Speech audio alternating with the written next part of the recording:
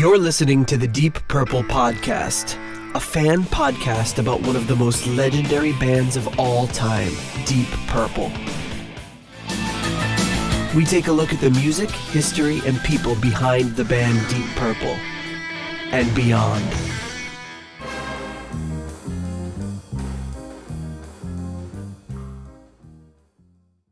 Welcome to the Deep Purple Podcast, the first and only podcast devoted to one of the greatest bands in rock history, Deep Purple.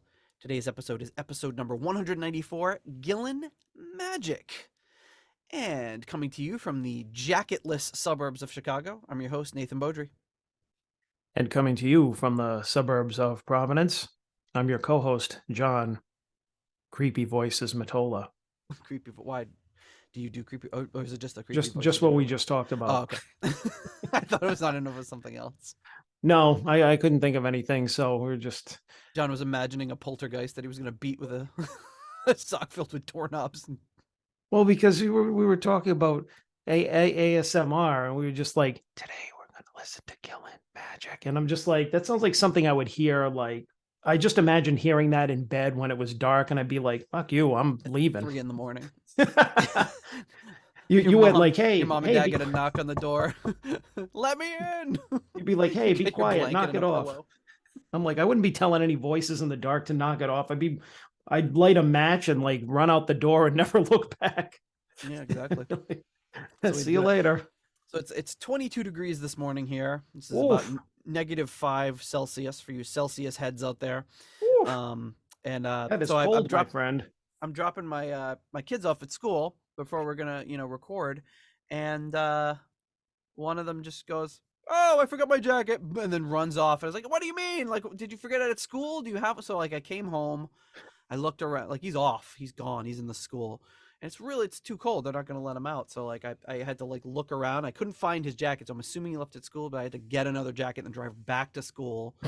Do the little sign in for his jacket and all that nonsense as I'm rushing around to try to get here to record our show. So, the very rare but often fun daytime recording. Yeah, exactly. You can see the daylight coming in through your window, and hearing stories about you bringing jackets to your kids' school.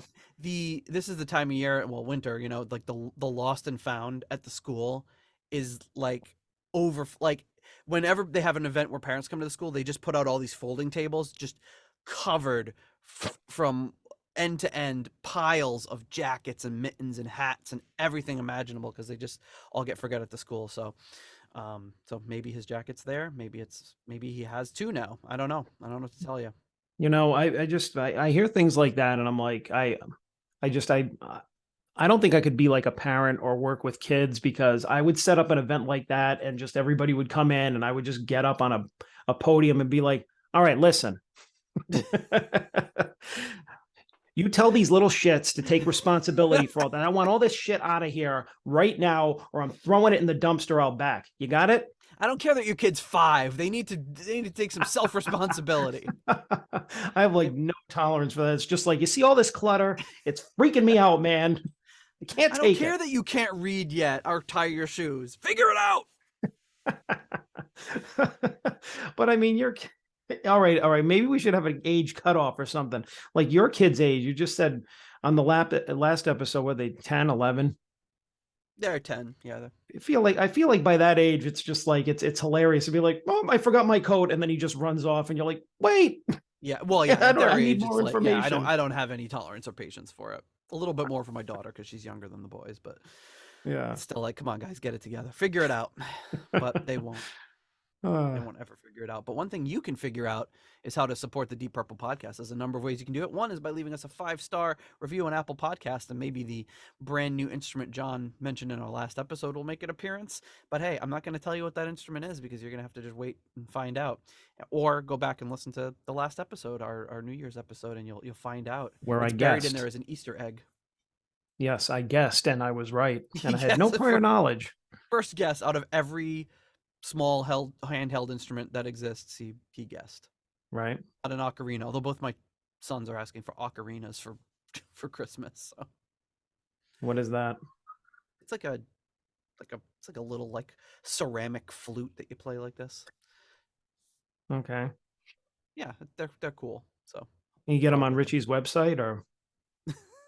now, I don't think Richie would do the ocarina. Maybe if he was in like a Japanese medieval band, like and played like like whatever like the koto I think they call it and stuff like that. Oh. If they were doing that kind of music, he definitely would have an ocarina player, Mhm. or maybe Candace would play ocarina. I don't know. She plays the recorder and stuff. But anyway, you can leave us that 5-star review to hear that instrument. You can buy some merch on our Etsy store. You can become a patron on Patreon or on PayPal for as little as $1 a month. Help support the show, gain access to our patrons only Discord, and of course our rating spreadsheet to look at all the many times we've gotten it wrong with our ratings.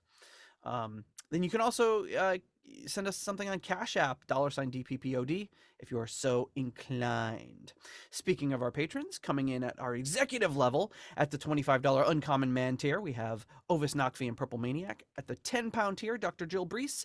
At the turn it up to $11 tier, Clay Wambacher, Frank Teelgard Mortensen, Alan Ain't Too Proud to Beg, and Mikkel Steen. And at the $10 Someone Came tier, Ryan M., Jeff Bryce, Victor Campos, Better Call Saul Evans, and Kev Roberts, and his wonderful children, Matthew, Gareth, and Sarah. Thank you so much to all of your generous support of the Deep Purple podcast. We could not do it without you. Whew, all right. So, if you are so inclined, check out deepdivepodcastnetwork.com to kick off the new year. We've got Sabbath Bloody Podcast, Skinnerd Reconsidered, our show, T-Bone's Prime Cuts, In the Lap of the Pods, The Magician's Podcast, Hawk Binge, Made in A to Z, Diary of the Madmen, Universally Speaking, The Red Hot Chili Peppers Podcast, The Podcast Will Rock, Backtracks, Aerosmith Revisited, So Far, So Pod, So What, The Tom Petty Project, Backtracks, Theme Music, and Volume for All in the Judas Priest Cast. Whew! That's why we don't name them every single episode. We could do a whole episode just kind of highlighting those shows. So many great ones, so many great people. All right, so we're finally here, John. We're at the final Gillan studio album, Magic. Yeah, we've been really blowing through these Gillan albums. I know. Well, you kind of see like that. With our, even though we space out the Deep Purple albums, we're our next Deep Purple album is going to be 1996, and then we're like still rushing through the Whitesnake and Gillan albums to just try to even catch up. We're not even close to the 90s yet with either of those. Well, Gillan's going to be over after today, but so yeah, we have to like catch up with all the other bands and acts so that we're getting everybody squared away for the new year. And what better way to kick it off than Gillan? We've just had a lot of Gillan lately between Deep Purple episodes and live shows and Gillan albums. It's been very Gillan heavy. But hey, this is the Deep Purple podcast. If you're not looking for Gillan content, then GTFO. Am I right? Yeah. I don't know. I was trying to think of another. John didn't feel as passionately as me. I was trying to think of another abbreviation. Oh, wait. Okay. Yeah. Old Kinderhook. Okay, there you go. GTFO, okay. Old Kinderhook. I have a hard time believing that there's people that are listening to a Deep Purple podcast. They're like, oh, not more of this Ian Gillan guy. Seems like a very that would be a very niche listener that's like super into Deep Purple but just doesn't care for Ian Gillan that much. Yeah, where's the next Ozzy album? Yeah, people where are nobody like, from Deep... one a year is more than enough. Where nobody from Deep Purple, maybe except Don Airey, is on it. Sometimes. The good news is for our listeners is I think there's only 2 more Don Airey Ozzy albums, or maybe 1. I think just one. Yeah, he's not on Ultimate Sin, is he? I don't think so. No. But I mean, I also didn't know that Bob Don Daisley's Airey was writing, on. So be careful. The tenuous connections. Bob Daisley could carry us through a few more albums. Yeah, that's true. I mean, I also didn't know that Don Airey was on Judas Priest Painkiller, so I mean, we could technically do that one. Yeah, well, yeah. So some people have actually been asking for that. I mean, nobody knew Don Airey was on it until very recent, like last year. I think he just did an interview. Like, oh yeah, by the way, I played the bass on that. And like every rock website was like, oh my god, and all these articles like, what the hell's going on? And I've posted it a couple of times about it, and every time I post it, people are like, what? Like nobody knew that. It was just, it's one of those things that he probably forgot, and then like 20 years later, somebody reminded, or 30 years later, is like, hey, remember you? Oh, did I? I'll take your word for it. He plays on so much stuff. You think wouldn't that be so funny though? I mean, in just everyday life, like if we were just sitting around at a bar or something, and 35 years later, and I turn to you and I'm like, "Oh, Nate, by the way, I forgot to tell you, I play bass on Painkiller." You lose your Well, mind. it would be extra funny for us because we're not on any actual like record releases. Oh, but That would it's be like, extra. Like what? When you were like 15? actually, yeah, that would be a lot more shocking if I said it. But I'm just like, Yeah. Well, in I mean, it's general, I think shocking. it's just funny. It's shocking in that Don Airey is not a bass player, but of course he was. I think he was just doing it with the keyboards, you know. But Yeah, but all seriousness, if you think about it and you talk about our work history and you're like, oh, you remember that time you filled in here at this job 30 years ago, you'd be like, oh, did I? Like, I don't even yeah, remember what I did exactly. last week at work. So I mean, Yeah, it's you'd be like, like, yeah, you remember you went to this location and helped them with that. I'm like, oh yeah, sort of. or like you remember that guy that used to do this, and you'd be like, I don't know. I've forgotten more people I can remember than I can remember at this point, and let's keep it that way. Oh yeah, like I have pictures come up on like Time Hop like every day, like 9 years ago, 10 years ago. I'm like, oh yeah, I remember that guy. Whatever happened to like you just like you worked with them all the time, but then they went off and did something else, and you just kind of like forget it. But Hmm. um, anyway, that's kind of where we are. We're at Gillan Magic. What do you remember about this album, if anything? There were a couple of tracks on it. Um, I was looking at the track listing earlier to see if there was anything that I remembered, and there were a couple that might have been on compilations or maybe live albums or whatever. But overall, I don't have a history with the album in terms of owning it or hearing it. Um, you like years ago, you know what I mean? So, um, not not very much. I do remember the track Bluesy Blue Sea that sticks out. Blue Sea, yeah. But and one other one which I can't remember, but just looking at the track listing, I'm like, hmm, don't really recall much. Yeah, I mean the so I remember distinctly getting this at HMV in Boston is my CD copy here. Whoop. And it's got a little sticker right on the jewel case, made in the Netherlands.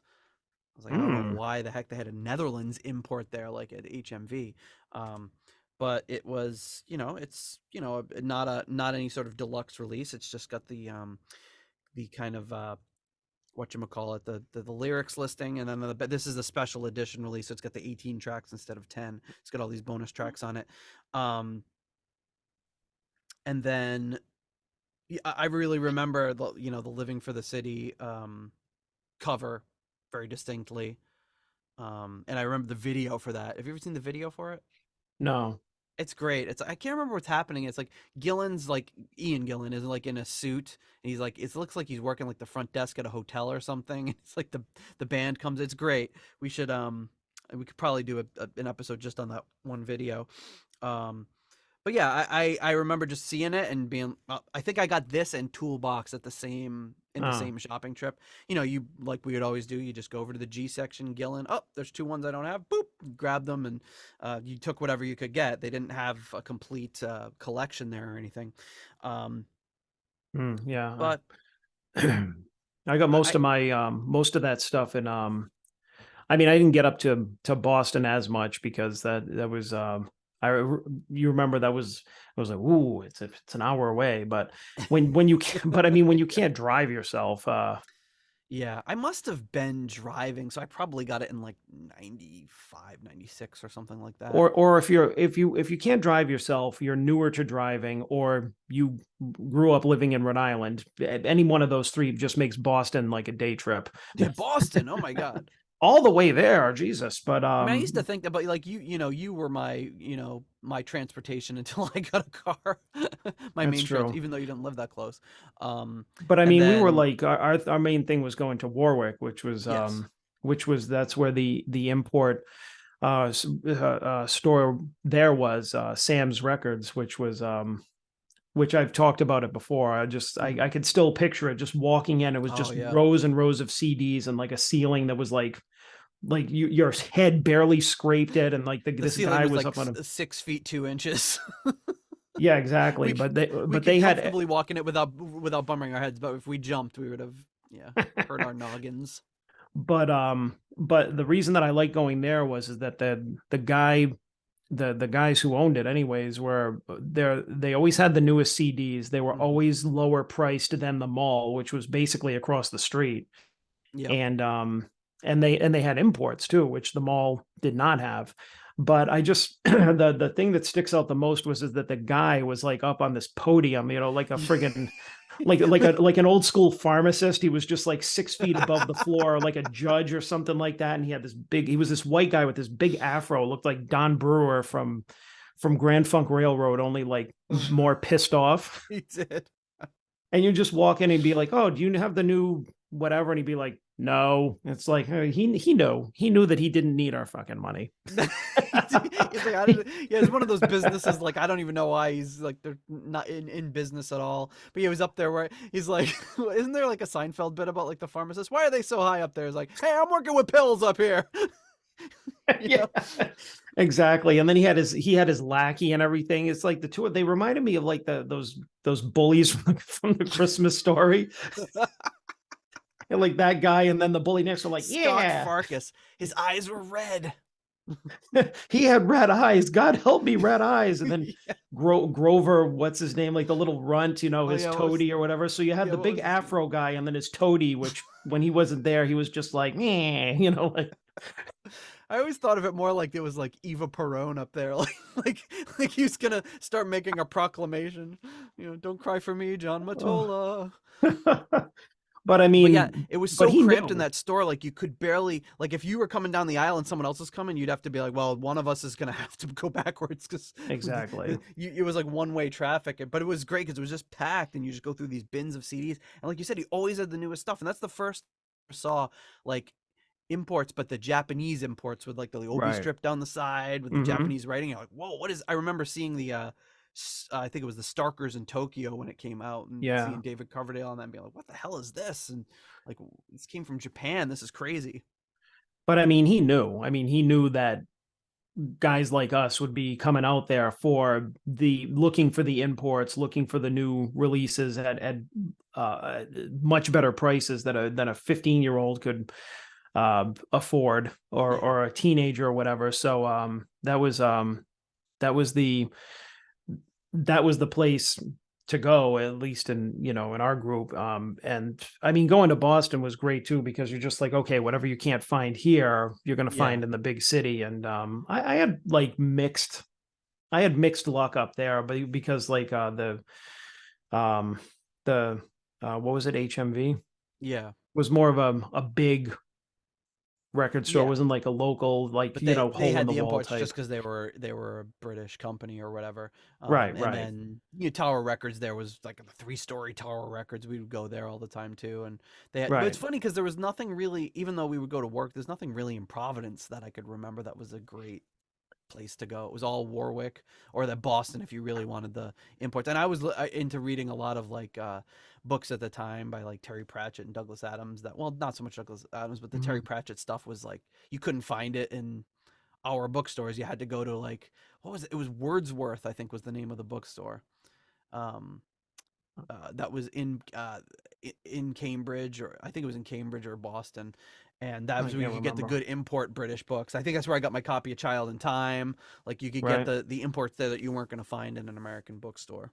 Well, I think that Providence, I mean, you had Thayer Street, which but I don't remember any killer record stores there. Maybe records, but not. Well, that's the thing, is they didn't have a place like that. But I just remember at the time, even like in the early 90s, when people that were older than us were just like, oh, it's too commercial now. And now it's like, I mean, back then it was still, when you think back to it, I mean, now there's like a Gap and Urban Outfitters, and they have a whole bunch of those, kind of, I mean, it's still pretty like, it's like the bohemian drag on there, because you got Brown University, Rhode Island School of Design, like all that stuff is like Rhode Island School of Design is like the art, the big art school, right? So a lot of the artsy fotsy people hang out there. So like, Gap here, gag me with a spoon, man. I'm gonna make my own pants. I don't need the Gap. But even But even Johnson and Wales, it's just like all of those, like if some of the like the RISD and Brown like buildings are right there, but also like all the dorms or apartments or housing for all of those students are within a walking distance of that area, the east side of Providence. So even now it's still like a kind of a trendy place to go. But back when we would go, I remember there were at least 2, 3, maybe even 4 like record stores like vinyl, because I remember that's where I picked up a lot of Deep Purple. Like I remember picking up like a lot of for some reason I have a memory of like the Zephyr album, the first one with the melting shower and everything. Yeah. I don't know why that of all of them sticks out. But that was where I bought that. So it was like actual like vintage like record clothing stores, stuff like that. Not the way it is now where you walk in and they try to make it seem vintage. I mean, there are still some of those places around, but I mean, it was truly like non-corporate like type of stuff like that, where but they didn't really deal in CDs and imports the way that guy in Warwick did. Yeah. But I Yeah. mean, it He was had. still great for anybody that was collecting vinyl, which, as we've established, was not popular at the time. So I would be getting all these records for like nothing. Yeah. Those were the days. Should have Mm, bought them then and sold them on eBay. mm. Now, not then. But yeah, so yeah, I never like this never made it into like heavy rotation for me, but I remember enjoying it. I remember listening to this in Toolbox around the same era. But it's been a long time, long time since I listened to this one front to back. So I'm looking forward to diving into it. This one, but yeah, that's kind of so leading up to the album. Ian Gillan has a very brief passage in Child in Time about this album. He says, um, what does he say? He says, "We were a goodish band with sufficient image and appeal." And this is talking about kind of like the tour leading up to this album. "We were a goodish band with sufficient image and appeal that people, men and women, were even turning up to gigs looking like John, so John McCoy, with the hair shaved and stick-on beards. We had climbed up Stick from the on bottom." beards. Imagine like people like John McCoy fanboys coming like with the like in cosplay. That's That's perfect. crazy to think about. "We had climbed from the bottom to the top and stayed with our label for over 10 releases, most of which were successful. Colin was transformed from the tearful day at Kingsway when we said goodbye to fusion rock, and on stage, the flashing bow tie was a great sight to his sound. Yannick became an instant favorite with the fans, although the going of Bernie cropped up from time to time and seemed to still rankle a bit. Mick and I had known each other for so long, uh, it was nice that we could have such a good time most of the time." He talks about the trouble started brewing when Ian uh, Ian was in talks about reforming Deep Purple around this time, like 82. We talked about this before. It's kind of a botched attempt to form the band. Gillan shows up super drunk, and well, Roger and Richie's story is Gillan shows up super drunk, and they're like, "We don't want to get into this again," and they just broke it off. Gillan's account was more just kind of like, "Oh, it just didn't happen," so he might be leaving that part out. Of Um, course. so Colin came in that year for the best keyboard player in Sounds magazine. Colin Towns came in number 2 to none other than John Lord, Hmm. and Gillan came in above Rainbow at number 6 as the top band in Sounds magazine. So the band was doing pretty well. And this final recording was produced by Mick Glossop, who's got a ton of uh, credits on Discogs. He had worked with Frank Zappa on Joe's Garage. He worked with Van Morrison and just like a ton of other people. Um, so it was in Kerrang, in issue number 22. And big thanks to Jeff Bryce for sending over a bunch of stuff we'll get into later, but he sent over some Kerrang stuff. Gillan said that he wanted to give up on outside producers after Double Trouble, but Virgin Records really persuaded him to go with Glossop on production. And then as a engineer, they had Bob Barulia. Hopefully, I'm pronouncing that right, which I may have said before because he also worked on production on Wizards Convention and Ian Gillan Band on both Scarabus and Clear Air Turbulence, and with White Spirit with Yannick's band before Gillan. So some connections to Gillan and the family and Yannick before that. Okay, so I realize I haven't switched over my monitor here so we can share the artwork here. But the artwork for the album is definitely I remember it really catching my eye. So let's see here. If I can just all right.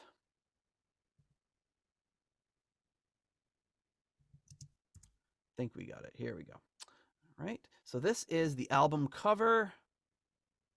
John, what do you think about Gillan's Magic album cover?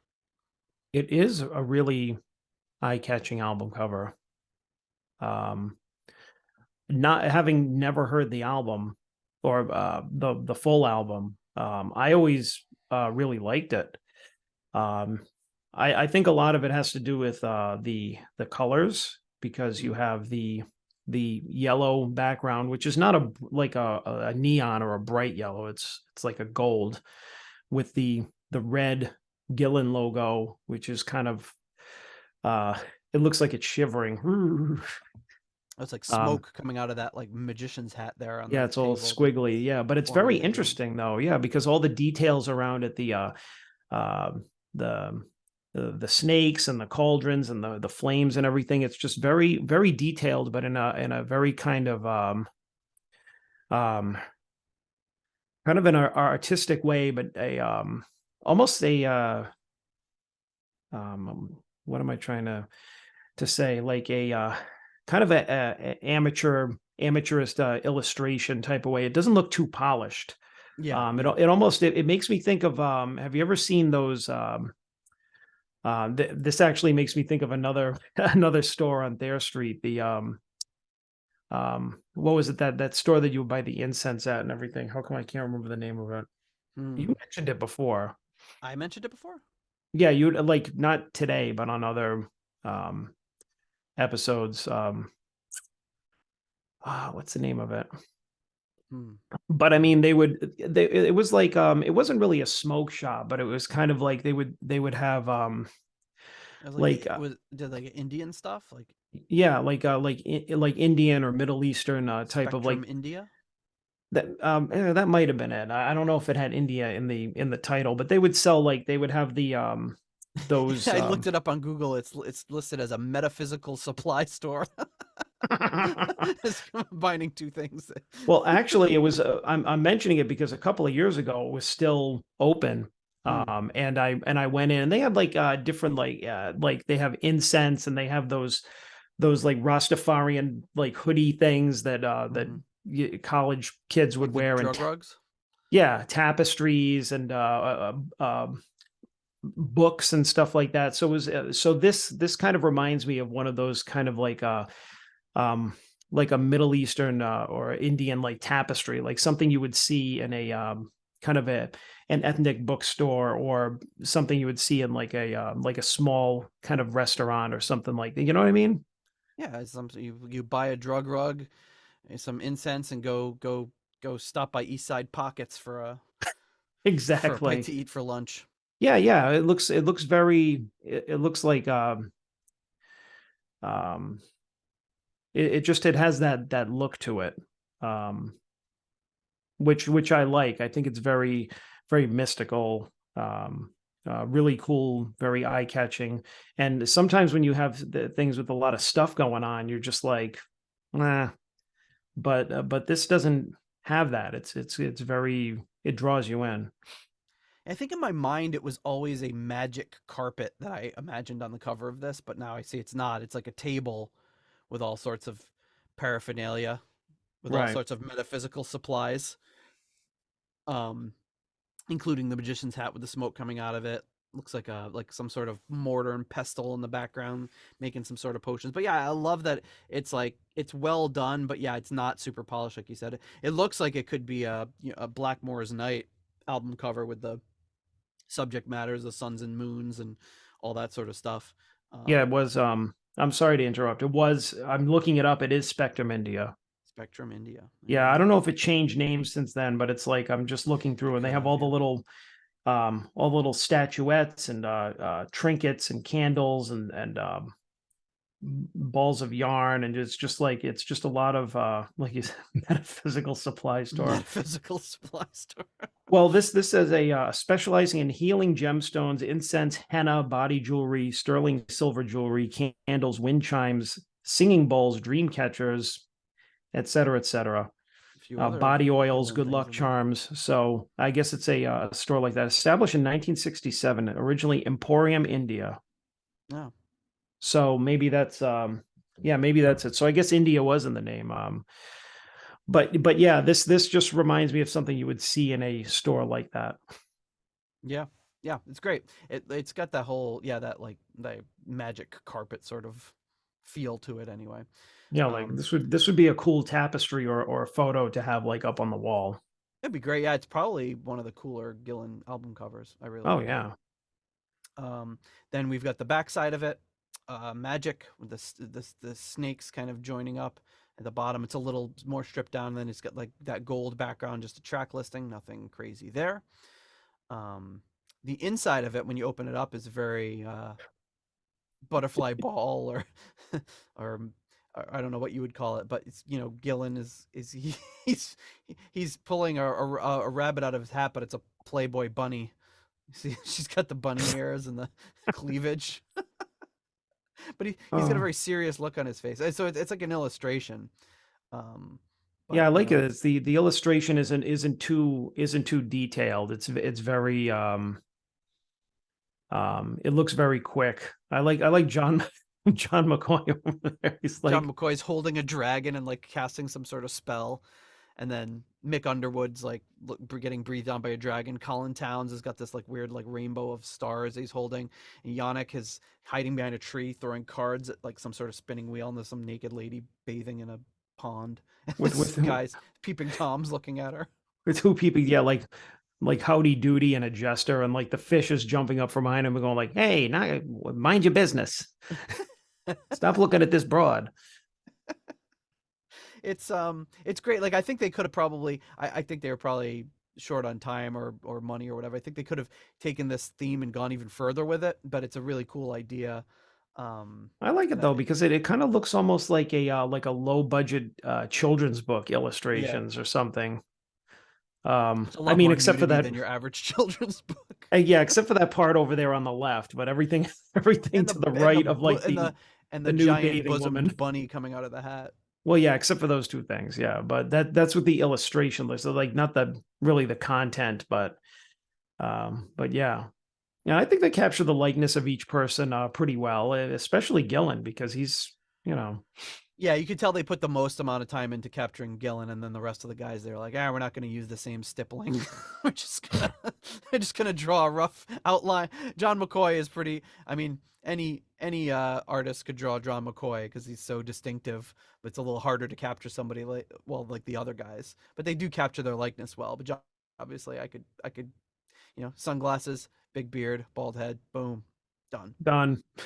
In the back, on the sleeve, it's got the whatchamacallit, the two sides with all the lyrics, and then the label on the record itself. Just the green on one side, the red on the other. A very Christmassy look. Virgin Records. There you go. That is it. That's the artwork. The art for this was done by K Ansel, who is was Ken Ansel, right? Yep, Ken Ansel. He was the art director at the Design Clinic. He did covers for XTC, the Human League, and UB40. And the illustrations were done by David Dragon. He did album covers for Jimmy Cliff, Glenn Campbell, Linda Ronstadt, XTC, and UB40 as well. So they must have worked together in the same company. Yeah, and like you said, kind of a compelling album artwork for sure. But now it is time to get onto the album itself. But before that, we have to thank our core level patrons, of course. Coming in at the $7.77 Keep It Warm Rat tier, we have Michael Vader and Richard Fusey. At the $6.99 new nice price tier, Fielding Fowler. The episode $6.66 tier, Steve Coldwell, Arthur Smith, Anton Glaving, and Will Bermuda Schwartz. At the $6.65 Almost Evil Kenny Wymore. At the $5.99, the original nice price tier, Robert Smith, Peter from Illinois, Michael Bagford, and Carl Hellberg. And at the $5 moneylender tier, John Convery, German Heindel, Adrian Hernandez, Jesper Alman, Alexei the Perfect Stranger Slepikoff, James North, Mark Hodgetts, Will Porter, Zwapper the Electric Alchemist, Percival Frequency, and Scott Zerns. Thank you very much to all of you for your generous support of the Deep Purple podcast. And with that, John, you ready to put on side one of this LP? Let's conjure the rabbit out of the hat, or the conjure- Playboy bunny out of the hat. Yeah, let's bring the bunny out of the hat. This opening track is written by Gillan, McCoy, and Gears, and it's called "What's the Matter."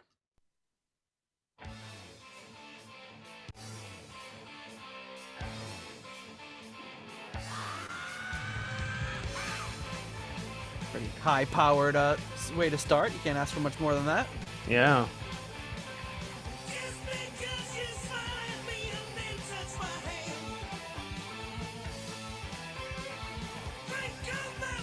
Zany Cullen Towns doubling on there. Very reverby mix. Yeah. Drums are a little far back from me, though.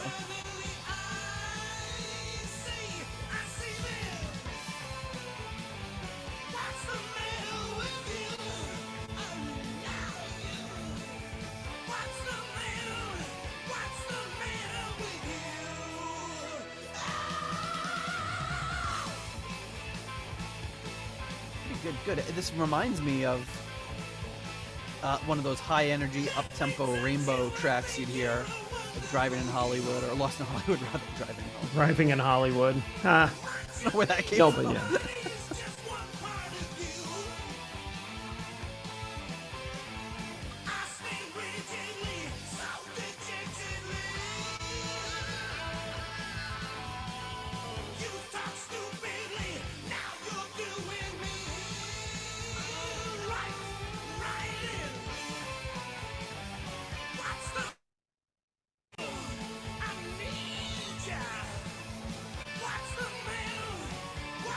Very hard reading these lyrics with the white on a red background.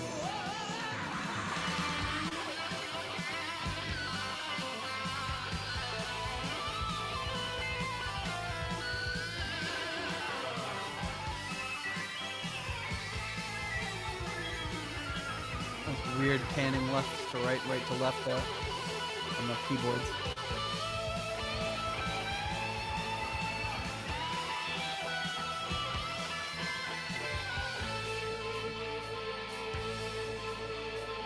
A little trade-off between Yannick and Colin there.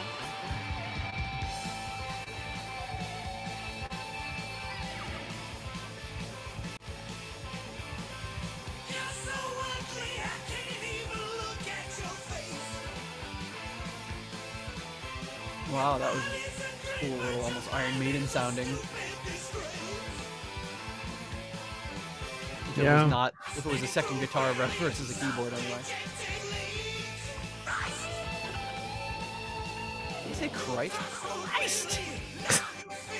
I wouldn't doubt it. Getting really mad.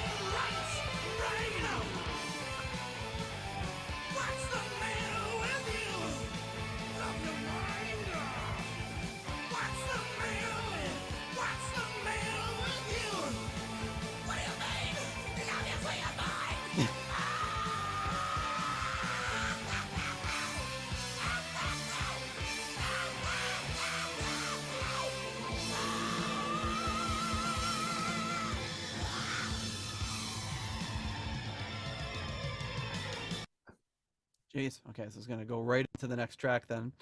Wow. Zooming there. It's a very, very high energy. You can see kind of where coming up later we'll talk more about Gillan, between Gillan and Black Sabbath, he injured his voice and was needed to rest a bit, but you can kind of see why that might have happened. Yeah, he was so far going how he's singing bananas. He's going nuts. I mean, I enjoyed it though. It's very not typical of how he usually was singing. Maybe going into that maybe going into that era it was, but it's you can hear him just kind of really kicking it up all the Yeah. time, using that higher register as much as he could. What do you think of What's the Matter? Definitely a great way to kick off the album. Very powerful. 3.5. Right. It has from the previous um, from the previous release that we covered by him. I'm sorry, by them, by Gillan, um, which was Double Trouble. Kind of still has that same, probably because of the producer, still has that same uh, almost garage band punk type of production to it. Everything Yep. seems very um, lo-fi, reverby. The pace and the tempo of the song, it kind of made me think of which I think was released around the same time, like Ace of Spades by Motorhead. Just like the drum beat that just so that's what kind of makes me think it kind of has that kind of post-punky type of feel to it, because Motorhead was a band similar to that, and I know that these guys have gotten lumped into that, or controversially thrown in there by some people as a was or was not Gillan a new wave of British heavy metal band. Yep. Type of thing, which I'm starting to see more now with their later releases. But Yeah, it makes sense. yeah. And that being said, it's great to hear Gillan and his band always not being the same all the time, not releasing the same album all the time, Yeah. like having their distinct sound, but it always sounds like they're experimenting, taking chances, doing things. Like now I can see after hearing all the albums, the direction that he was going in. It was very interesting. Yeah, for sure. I will also give it a 3.5. I think it's a really good, solid opener. A lot of fun, high energy. My only gripe with it so far is just I think the keyboards were a little low during the solo part, and the drums are just a little too far in the background. They're not making the rooms. Usually you count on drums to kind of make the room sound for the song, and this, Mhm. they just kind of sound almost tacked on afterwards. Mm. It reminds me of like when we would record, and I would, when we had limited tracks, and I'd have all the drums on one track, and it would just sound very small, because you don't have that stereo effect of the drums, and you didn't really get a sense of the space from the drums. They were just kind of there. Yeah. But that was more of a, I was not a world class producer. So I had no, I was learning. I would expect, of a production with all the people that are involved in this, for the drums to sound a little better, less tinny, more full, creating more of that room sound. But yeah, but if it's good songs, I love good songs, and I'm not going to get too picky about production. Okay, so our next track up is the track that you previously mentioned, and that is Bluesy Blue Sea. They get the tag. They didn't really cut those tracks well, I guess, on the CD.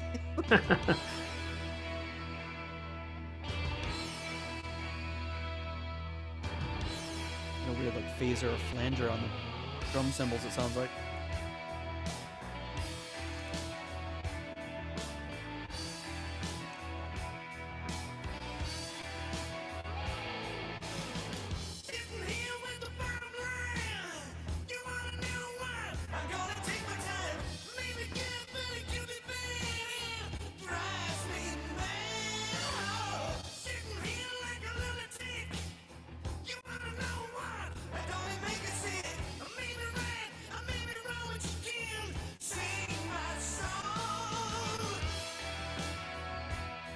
Interesting, on the lyric sheet, they separate this into 1, 2, and 3. So that was the 1 section. I don't know why they don't seem to do it on any other songs.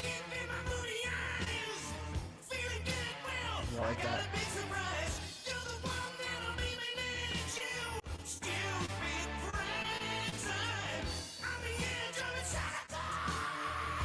Ooh, that was a Born Again little scream. Yeah.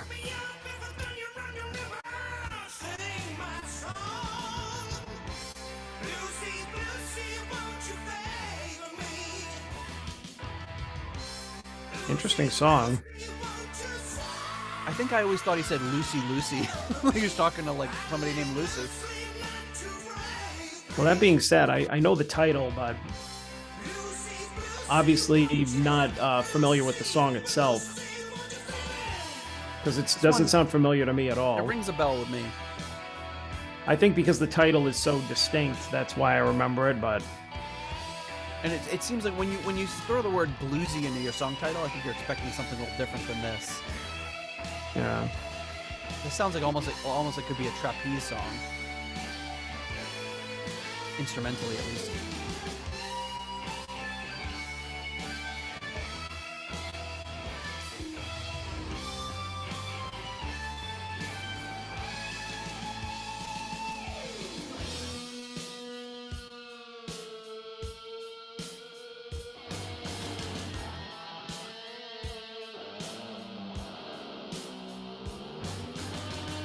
Yeah.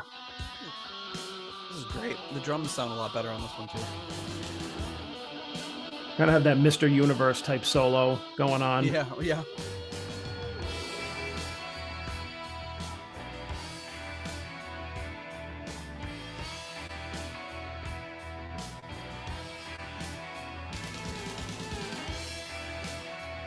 But really, I mean, the whole song sounds like somebody set up a tape recorder at the end of the room and they're like, all right, everybody play. Yeah, you can definitely hear the room on this one.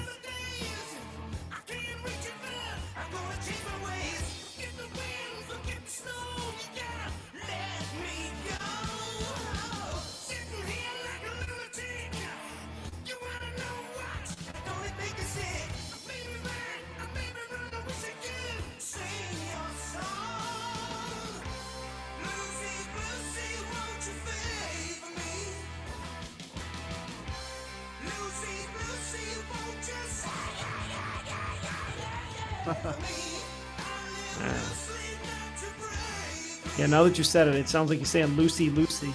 Yeah. Or Bluesy Lucy. Almost sounds like it could be a Whitesnake song, too. I'm hearing, like instrumentally, I'm hearing trapeze and Whitesnake in this. And I did not mention it earlier, but this one is written by Gillan and Gears. Got Gears. Got Gears.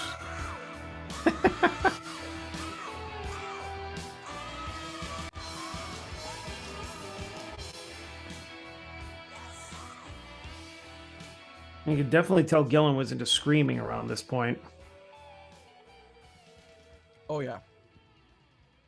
It's funny, he does it right straight through Born Again, and then he kind of backs off of it after that point. I mean, my guess is that he was like, yeah, this isn't sustainable. Well, clearly, he almost, well, according to the stories, depending on who you believe, he kind of injured his voice doing this album, or injured his voice at this point, whether that was, exaggerated or not, maybe not, who knows, but depending who you ask, he injured his voice at this point, and I could believe it based on how he is singing. It's got to be hard on your voice. All right, Bluesy, Lucy, Lucy. What do you think about this one?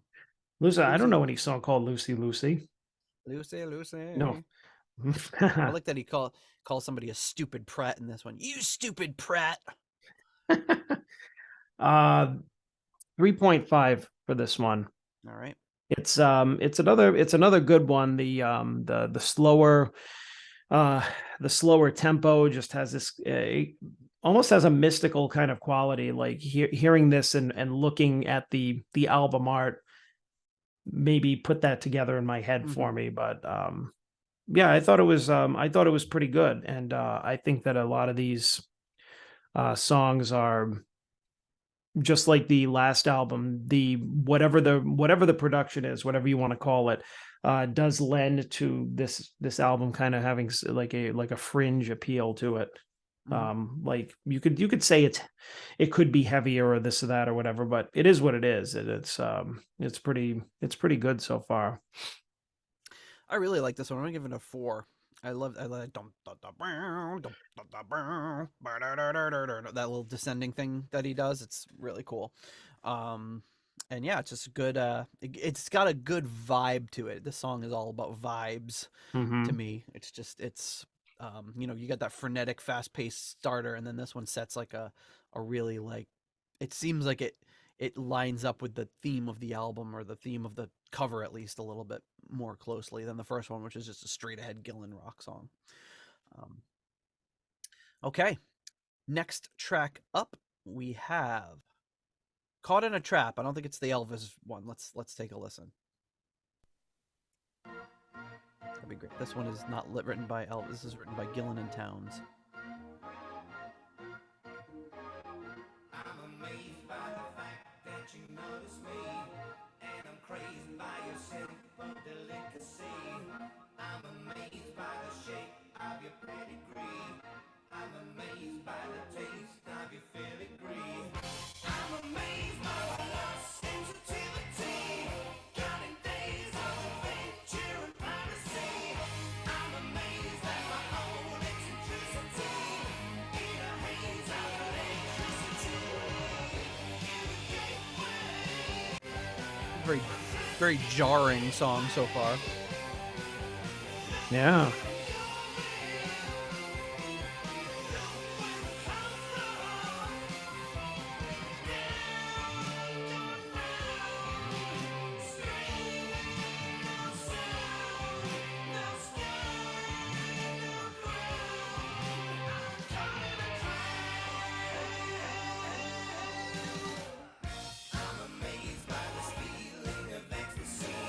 This song makes me feel uneasy.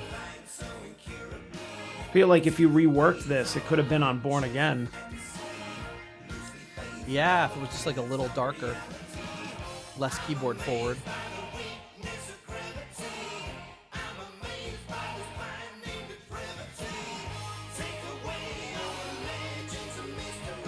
Yeah, I think the vocals and the keyboards are very unsettling. And then you have this heavy part here. We're running to the end of the lyric sheet, so we might be in for a instrumental closeout, unless they go back to something.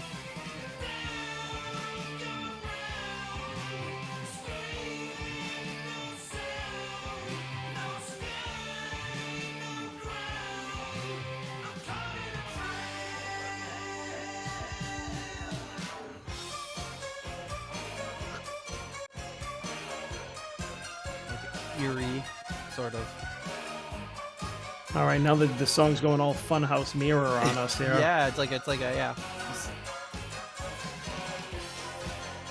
Visuals of like insane circus clowns.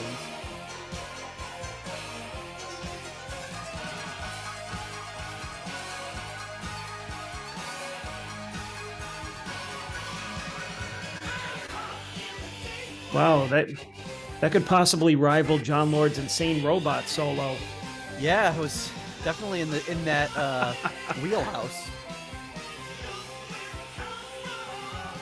But he chose to go with like a very bright, reverby piano versus whatever electronic sounds Lord was using.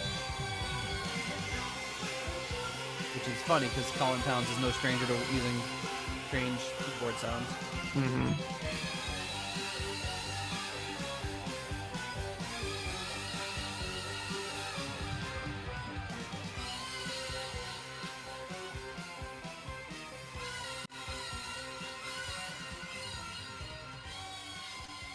I feel like when you talk about I think we've probably mentioned this before, like Halloween playlists, it's always this like the Monster Mash and like a few other, like 3 other songs, and then people run out of ideas. This would be a great one for a Halloween playlist. Yeah. You know what I mean? Like it's got the whole that whole spooky sort of aura to it without being overtly like trying to be scary. It's just got a like creepy sound to it. Yeah, good point. Yeah, definitely. I guess when you could equate unsettling to spooky as well. Yeah. Yeah. So what do you think of Caught in a Trap? I'll give it a 3.5. I definitely thought it was interesting. I think the most interesting thing about it is how we keep using the word unsettling, but how unsettling it is. Yeah. And it just made it interesting. And it's not typical. It's not like the album opener, which is a little more straight ahead. Like you can see Gillan going down this road of like, okay, let's experiment. Well, when they say Gillan Towns in the writing credits, I'm assuming Towns wrote all the music, and Gillan was more vocals on this one because it definitely has Towns's stamp on it. Yeah. I give this one a 3. It's like I appreciate what they're doing here, but I don't know that I'd maybe on repeated listens I'd appreciate its place in the album a little bit more. But again, I appreciate what they're doing with it, but it's not like a song I could see myself seeking out and be like, oh, I really want to listen to Caught in a Trap. Right. Although maybe I'm caught in a trap. They're circus clowns. All right. Different Caught in a Trap. Different one. Next song up is called Long Gone. And this one is another Gillan Towns track. We're closing up the side with 3 Gillan Towns tracks in a row. Very 80s sound. Triumphant sounding. Yeah, now we're going to the triumphant workout montage song. After the clowns murdered your family, you gotta train up and get strong so you can go get your so you can revenge. defeat them, because they're coming back for you, you know. Yeah, we're gonna turn this into a concept album.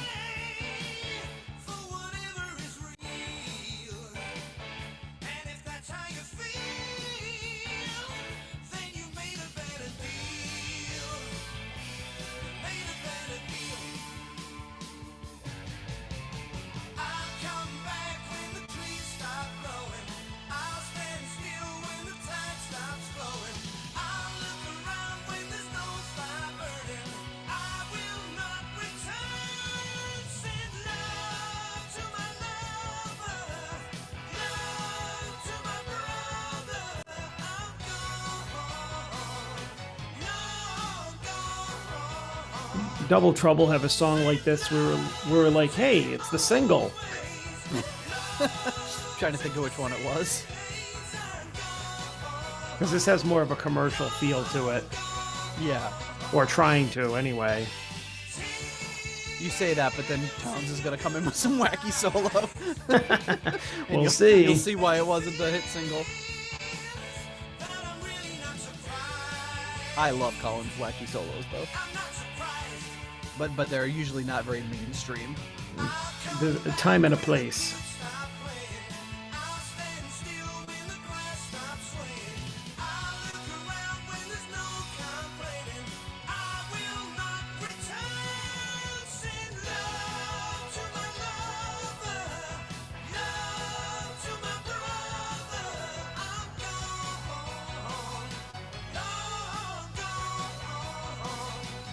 The song's very vague, so I don't know what he's really talking about.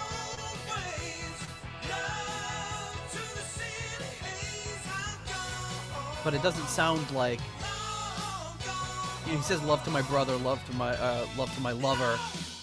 It doesn't sound like a love song. It sounds like he's going off to war or something.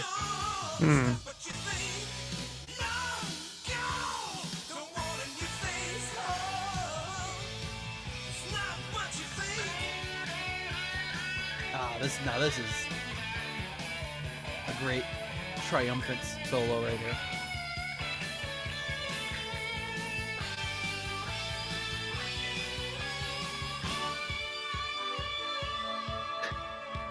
This is great. I mean, this is like they're hitting all the marks right here. Come on, man, you can beat them.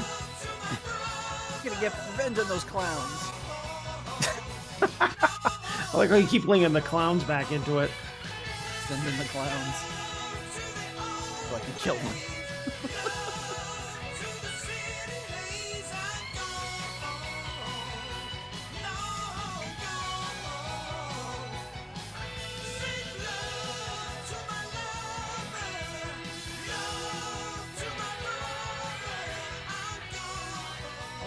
backing vocals in this. I don't know if it says.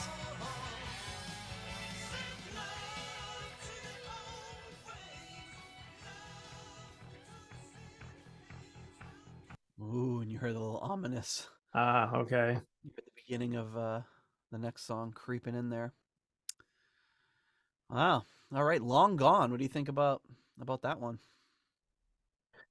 Are you sending love to your lover and to your brother? Maybe one, but not both. Because there may be one, but not both. I'll What let you happened to your figure it brother? out. I'll let... I don't know. So anyways, even though it was enjoyable, I give it a 3. Mhm. I think a lot of it has to do with the production, which I think a more slick production would lend to this song sounding more successful and what it could be. Yeah. And the other thing is I think I want to say that it sounded like another Gillan song, and I'm thinking that it might be Vengeance from Oh, Mr. yeah. Universe, where he's like, what does he say? Love to my brother, love to my, Send love to my lover, love to my brother. and then what was after that? I'm gone, long gone. Yeah, I'm Send, gone, long gone. It sounds like yeah. my vengeance. Da-na-na-na. Yeah. That whole thing. I mean, yeah, I mean, it's a Gillan song, so obviously he's gonna kind of repeat some of the same melodies or whatever. But no, that doesn't deduct any points from it. It's just it definitely reminded me of another Gillan song, which I think is that one without hearing it. But I would just say those kind of trying to be, which I don't know, it's not. I guess it's not trying to be, but written in that style of being the triumphant 80s montage type of song. I would have liked to hear it maybe re-recorded with different production, but Yeah. overall pretty good. I not one of the better triumphant montage songs, so to speak, but Well, I think probably the guitar solo for me was the highlight. I think that I was wondering what are they going to do with the solo, but they came in and nailed it. I was like, that's exactly what this song needs. yeah. But yeah, to your point, I will also give it a 3, and I think it's good. I just I'm so far just the main issue I'm having with this album is the production. The songs are well done, well written. The performances are good. The energy seems to be there, but the production is just a little bit weak, a little bit too maybe trebly. Just it could maybe if it's I don't think you're going to see a remaster of Gillan Magic anytime soon, but it could probably use it, a remix or a remaster to just kind of brighten it up a little, or not brighten it up, maybe just bass it up a little bit, make it sound a little bit fuller. That'd be my only concern. Sure. All right, it's time to close out this side of the album, and the last track is a familiar title, Driving Me Wild. Harder, harder, you got to make your point. Harder, harder, till it hurts in every joint. See what you've done when you reach for the sun. A little different than the Driving Me Wild I'm more familiar with from Cher Kazoo. Yeah.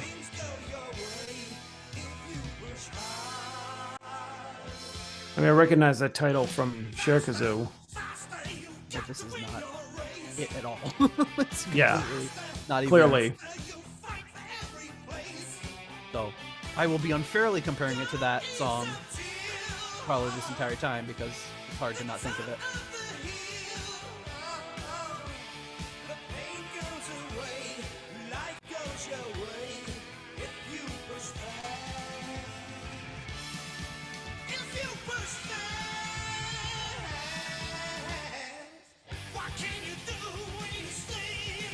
All of a sudden turn into immigrant song.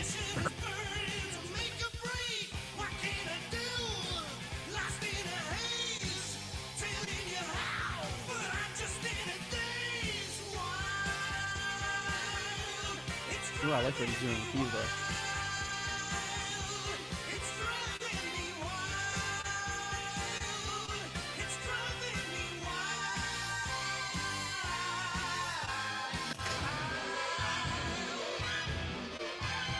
Whoa.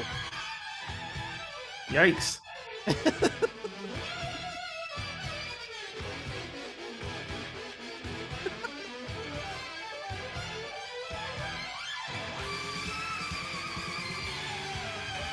sounds like they put him in like a tilt-a-whirl with his keyboard and been like, yeah, try to record a solo now, Towns. I bet you can't. He's like, I'll show you.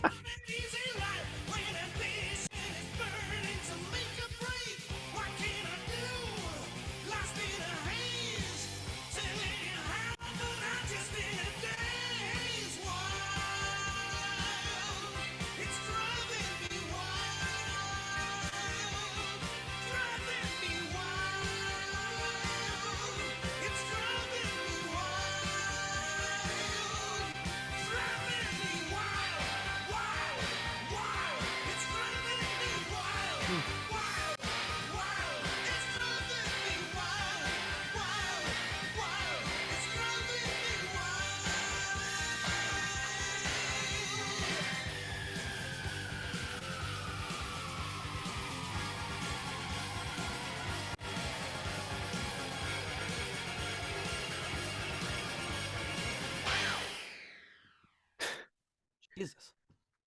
That was... Jeez, yeah, he's taking a lot of there are a lot of dissonant turns on this. Yeah. And I mean, I love that they're doing that. That's what I've always loved about Gillan and Ian Gillan band in particular, is that they never went with the easy, oh, let's just do this. It was just very, I think that's what I really enjoy about Towns' writing. It always kept you guessing. Like, if you were sitting there never hearing the song before, you're not going to guess that that's the direction it's going to go, or that's how it's going to end. But I don't know, Right. cool song. I mean, if you want Ian Gillan, if you want to hear Ian Gillan doing something more commercial, listen to Deep Purple. Yeah. You want to hear him go off the deep end a little bit, listen to this. Yep. That's what it's for, the variety. So Agreed. All right, what are you thinking of Driving Me Wild? Is it driving you wild? I'll say a 3 for this song. Pretty good, pretty heavy. I appreciate all of the kind of crazy different elements in there, but nothing really made it jump out, because at this point this is what I'm expecting. So I'm not getting anything that's like I'm jumping off my chair going, whoa. Yeah. This is great. It's good, but it's not great. Yeah, and I'm the same way. I'm also giving it a 3. I like it. I like the things that they did with it. Some cool little left or sideways turns it took that you weren't expecting. That that weird stuff they were doing. That immigrant song thing that they threw in back in at the end was kind of cool. Yeah. But you could hear it a little more clearly at the end that it wasn't exactly like, I mean, it's close enough. But it was it's a fun song, and so far it's just like a fun little album. It's definitely nothing objectionable outside of the production. I wouldn't even call it objectionable. I just wish it was produced a little bit better. But yeah, it's a fun album so far, which means it's time to turn it over to the second side of the album, and that one opens up with a track called Demon Driver. 7-minute long. Longest track on the album, right? Yep. It would have to be mathematically. Let me just look. Yep, by a long shot.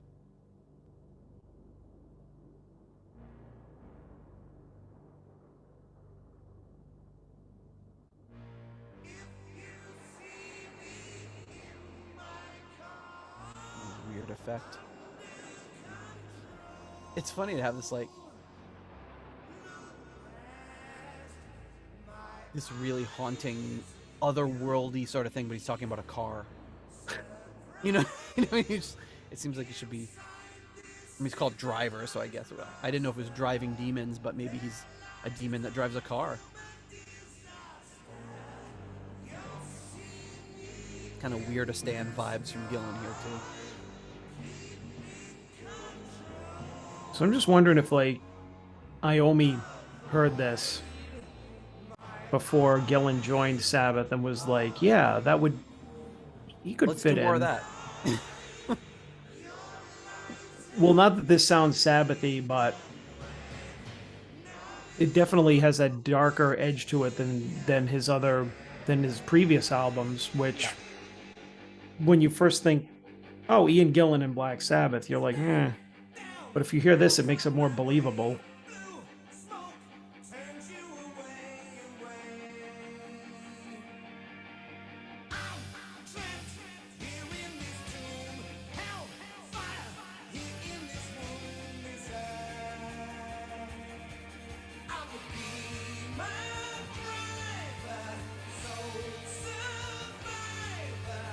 This one is also Gillan Towns, by the way. Mm-hmm.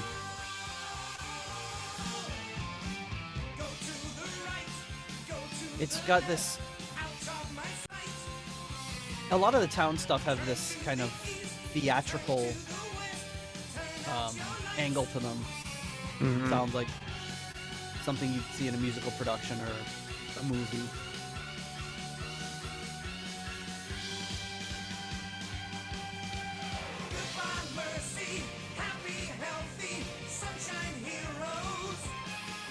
A lot going on here. This part is very Ian Gillan band. Sounds like what song is it?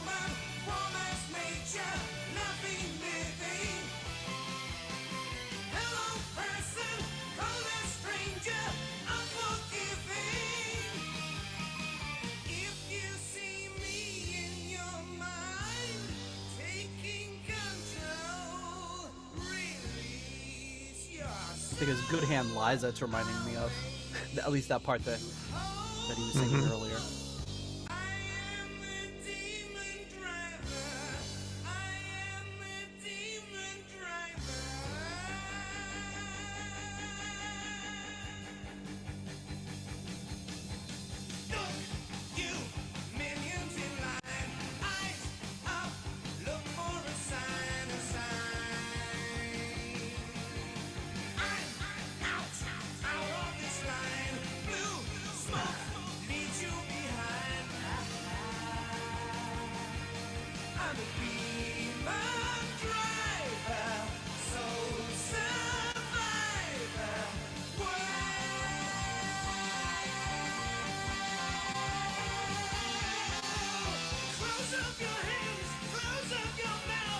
It seems like at this point we're at, a little past the halfway mark. It's going to be a slog.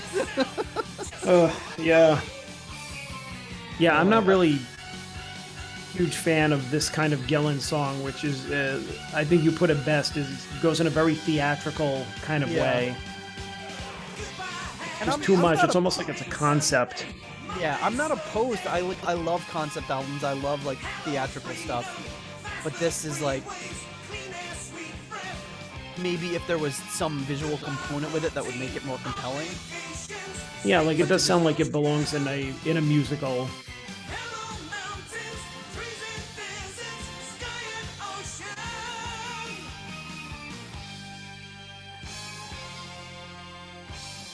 So he says, well, maybe I'll get into the lyrics after this, because it's a little weird. But I want to hear what Colin's doing here.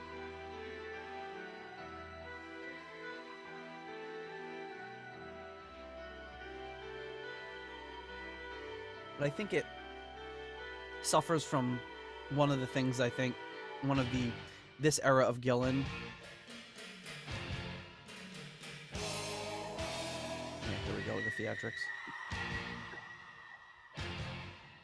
Here we go with the theatrics.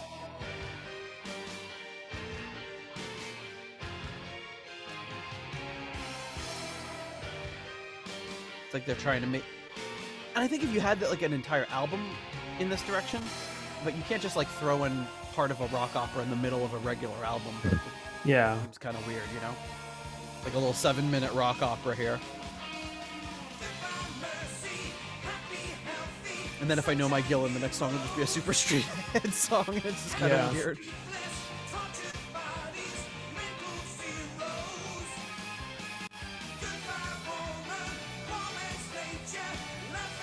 And I think a pitfall that Gillan falls into is that thing where he just lines up exactly with what the music is doing. And I'm usually not a fan of that when anybody does it. It has its time and its place, but Yeah. Yep. And everyone's doing the exact same thing.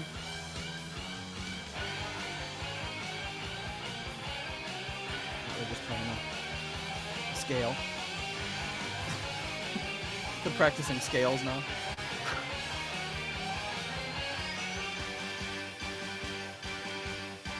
That sounds like Trans-Siberian Orchestra.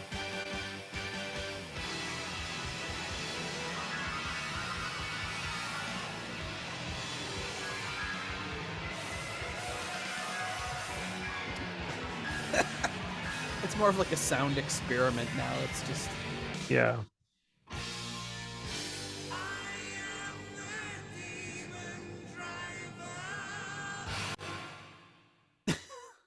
It's like the opening to a musical. The Demon Driver. Bam! That's like how this would open now. And that's like almost like the overture, yeah. And now they're gonna have a song come out and start introducing the characters. I'm just a demon who likes to drive. My dad taught me. On a stick shift. A standard? No, I learned on an automatic. Oh, I don't know. But these lyrics: goodbye habit, boring Sunday. Monday, slow death. Hello freedom, faster freeways, clean air, sweet breath. Goodbye routine, obligation, sphincter lotion. Hello mountains, trees and deserts, sky and ocean. Okay. So he rhymed sky and ocean with sphincter lotion. I mean, that's Gillan for you. You never know what you're gonna get, yeah. One man's meat's another man's aching butt. He needs some sphincter lotion. Yep. I mean, yeah, years later, he returns to the theme. Have you considered some sphincter lotion? Might a nice solve. He's quite the poet. I've said it before. I should have the sound clip, but I should have it on the ready to play for situations like this. But this is another one of your weird songs. All right, Demon Driver, John. What do you think? I give it a 2. Yep. It wasn't that good. Just putting it gently. Yeah. I mean, you a 7-minute long song plus it's gotta be good for it to hold my attention. And it was just a lot of stuff happening. Yeah, it sounded like a Gillan experiment gone wrong. Yep. Well, so not interested. Before I give my I'll give my rating. I'm also giving it a 2. I appreciate what they're trying to go for here, Sure. but I just don't like. I'm not digging it. It just doesn't seem like it fits in. But just as a frame of reference, there are how long was this song? Let's see. 7 minutes 19 seconds. 1, 2. So there were 4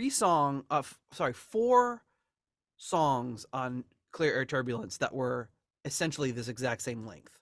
Clear Air Turbulence, 5 Moons, Over the Hill, and Angel Machenio. And I feel like all 4 of those songs are excellent. You know what I mean? Like they're all long, but they don't feel long because it's not like this boom bam bam boom bam bam boom boom bing boom.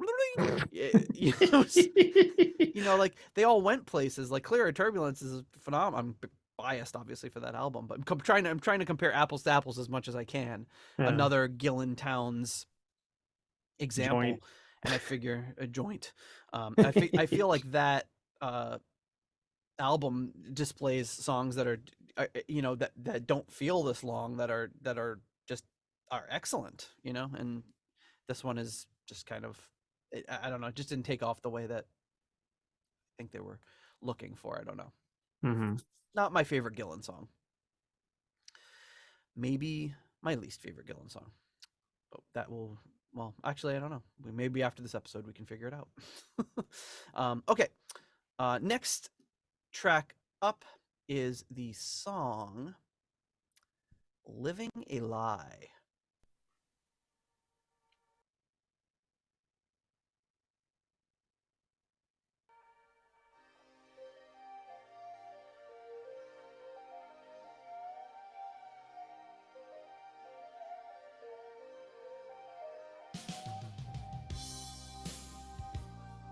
A different feeling to it. Somebody knocks on my door, nobody answers. Somebody taps on my soul, nobody cares. Just as she reaches my heart, I think when you hear him singing like this after matching the music for so long, it's kind of refreshing. Yes. It's just another lie. It's just Cool effect on the vocal there. another lie. Oh, it's just another lie. Oh, it's just another lie.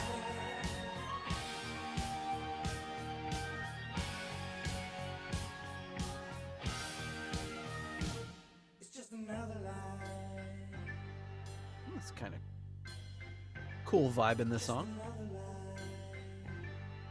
Is that like a... Almost sounds like a harpsichord and an organ playing in unison. Can't tell what it is. Giving up knowing. Those background vocals. How can I take when I've had more than my share? Just as I weep for her, close and glowing. Now I'm alone, cold and bare. It's just another lie. And this is another Gillan Town song, I would say. Just another lie. Oh, it's just another lie. Oh, it's just another. He's lying to Gillan so much at this point. It's just another lie. No, he was in a happy relationship at this point. So what's going on?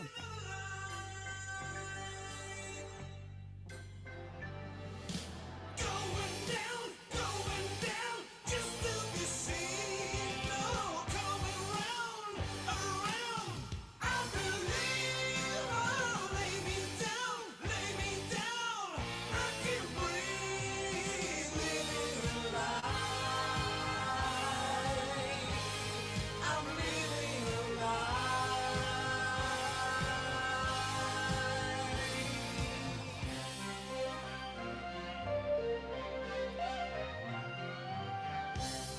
This is cool. Almost sounds like Just as I weep for her, All of Your Love by Zeppelin or something. now I'm alone, cold and bare. He's using like... It's That synth sounds like an Oberheim or something. It's just Temporary synth of the early 80s. oh, it's just another lie. Oh, it's just another lie. I feel like it's kind of repetitive. Yeah. Yeah, I don't know that it needs to be 4.5 minutes. But I like what they're doing with it.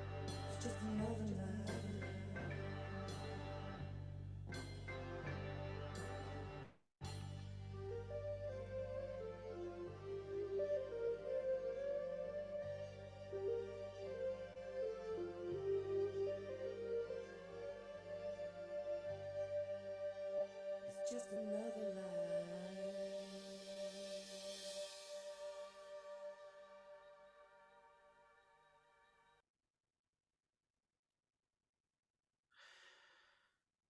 Yeah, I was just looking up All My Love by Zeppelin. That's actually 1.5 minutes longer than this. Yeah. I don't remember.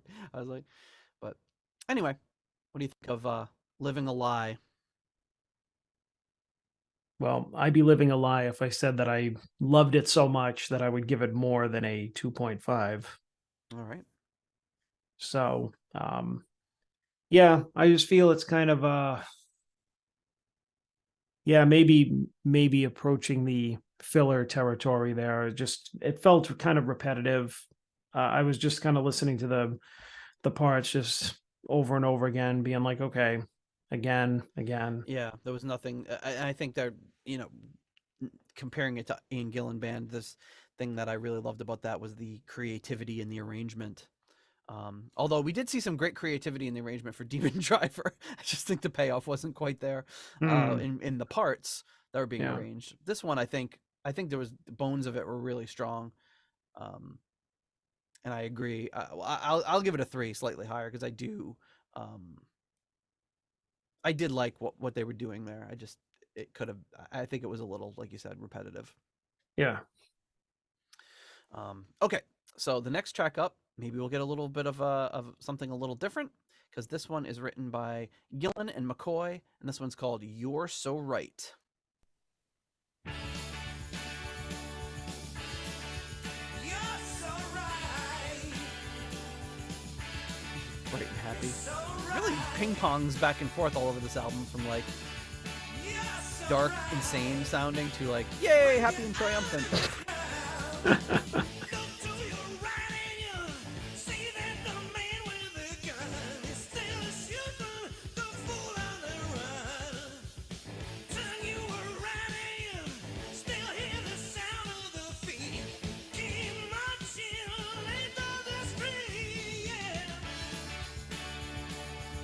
This sounds like the opening to like a sitcom in the 80s called "You're So Right," starring Alan Thicke, Nell Carter. No, God. You put like an all-star cast of sitcom folks. Yeah.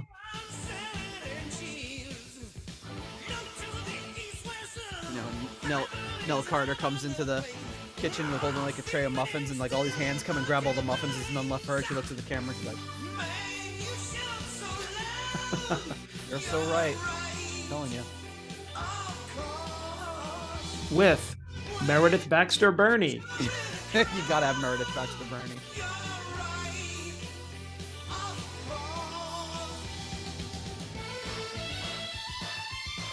Here we go.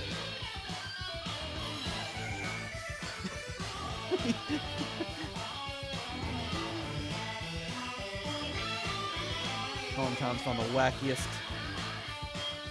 patch he could for this trade-off. Whoa. That sounded very cut and paste right there. It sounded like the Casio keyboard stop. It was weird, yeah.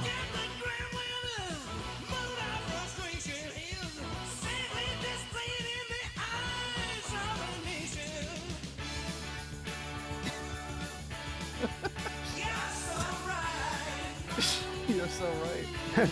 Dana Plato. Oh. Oh, man. I'm telling you, the all-star sitcom cast. Michael J. Fox.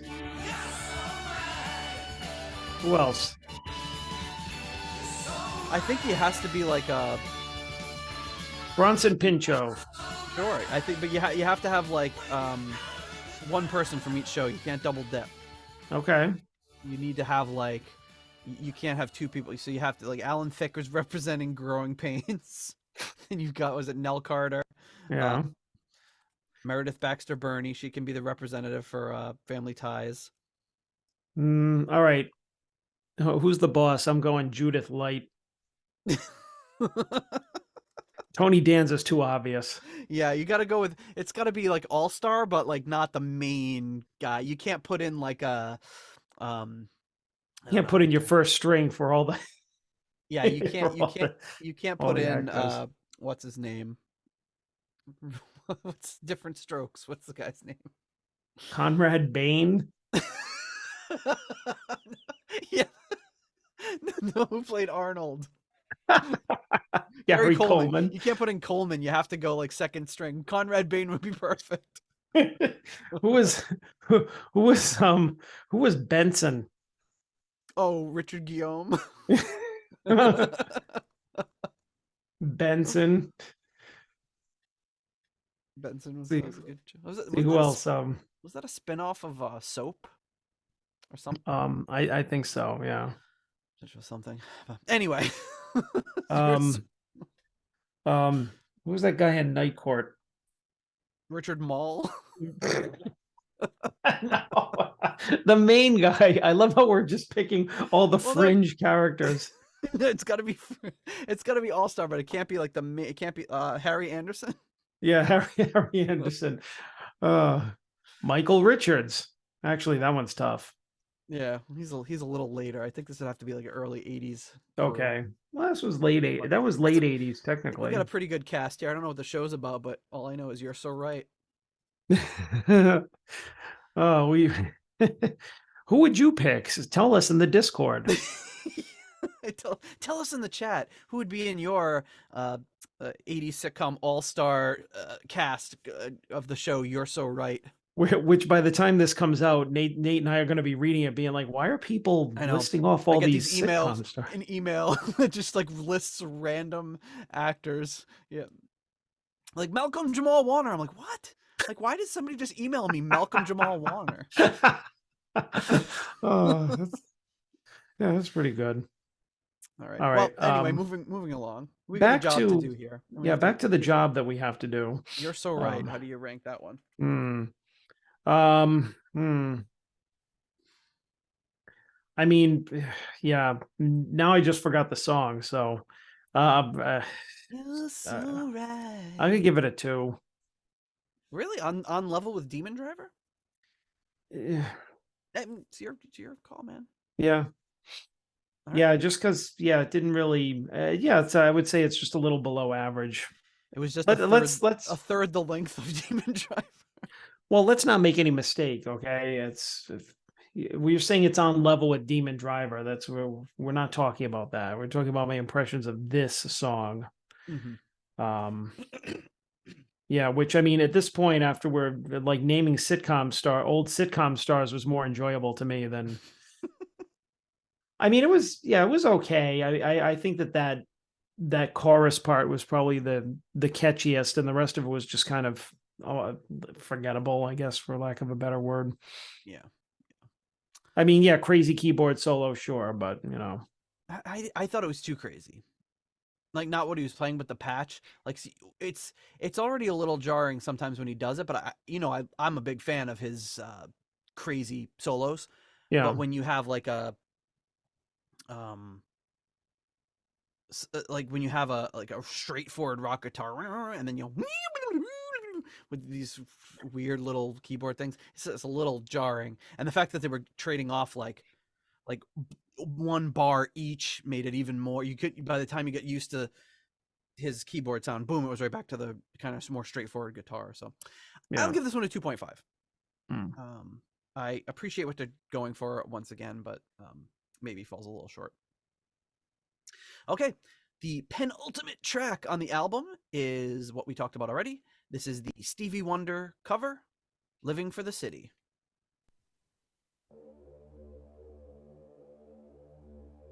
Which is a bold move to cover a Stevie Wonder song.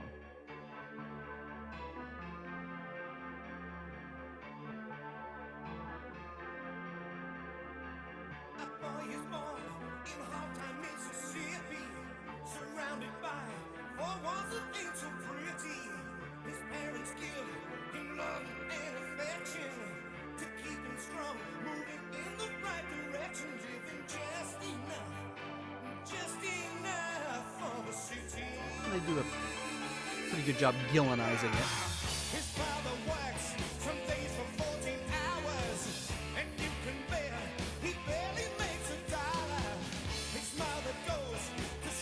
That was pretty heavy. Yeah.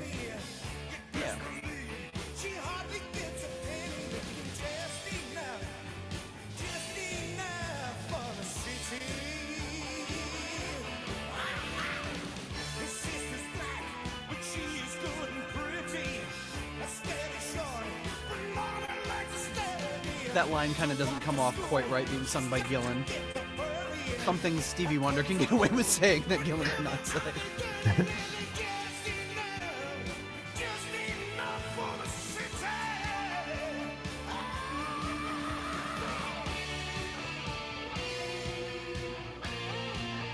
Yeah, they really nail this part.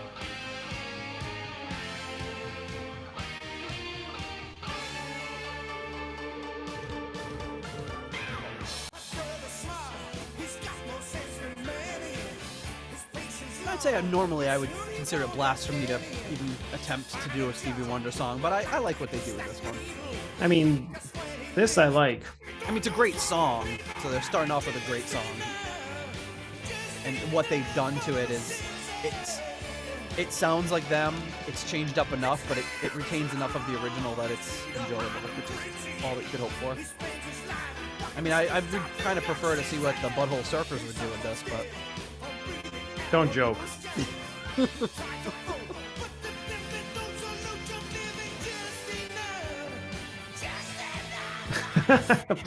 Put that thing away, will you?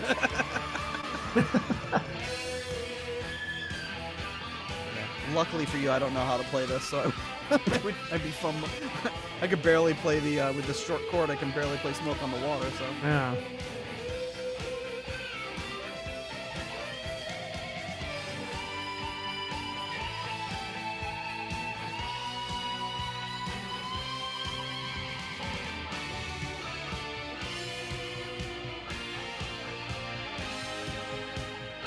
just kind of puts into focus just how much of a genius Stevie Wonder is. I mean, that's such a brilliant more harmony line.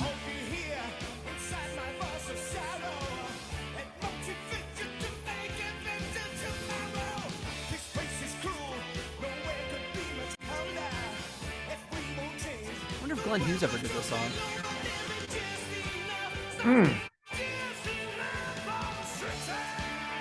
That'd be interesting. He sounds like Glenn Hughes right there.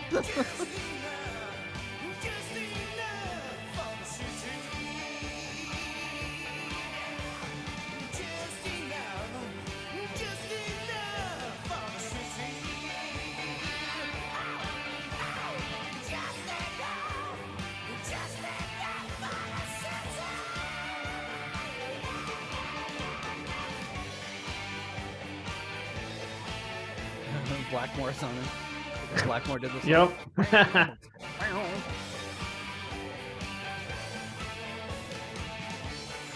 Your best Ritchie impression.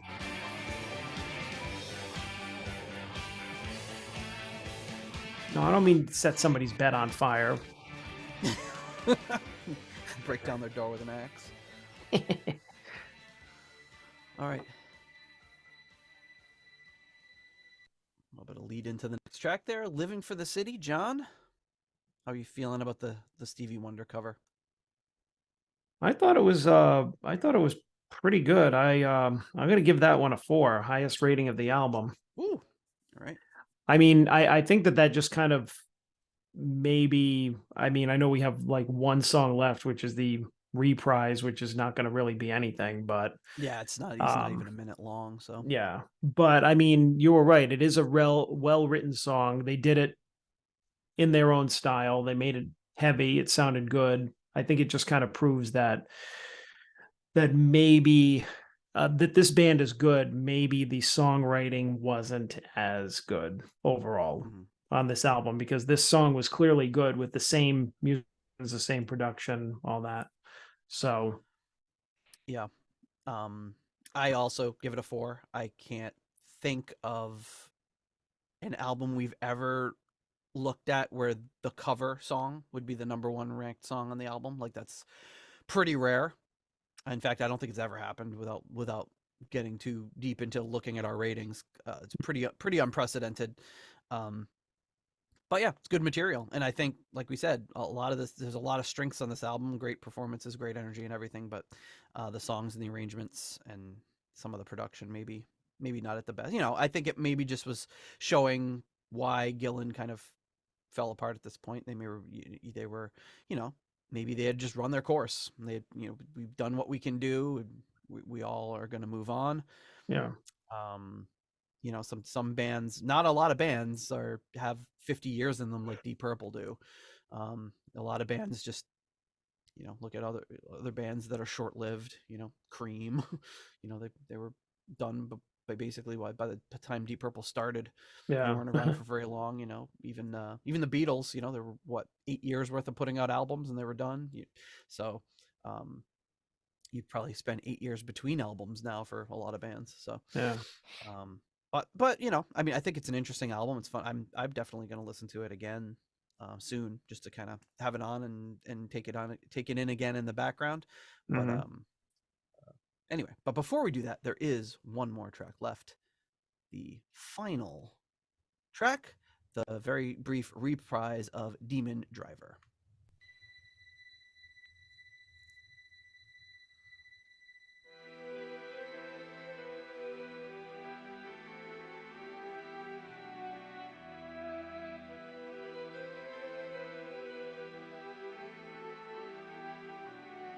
Sounds almost like Christmas music.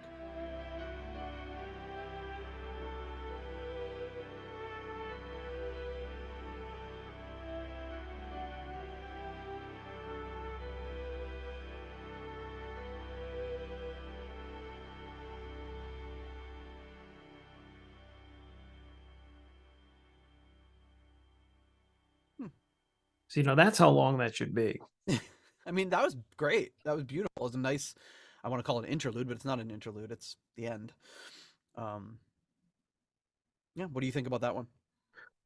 So just as not to skew the ratings, I'll give it a 2.5. But also with a song that short, how much more could you give it? Yeah. It's Well, average. It was good.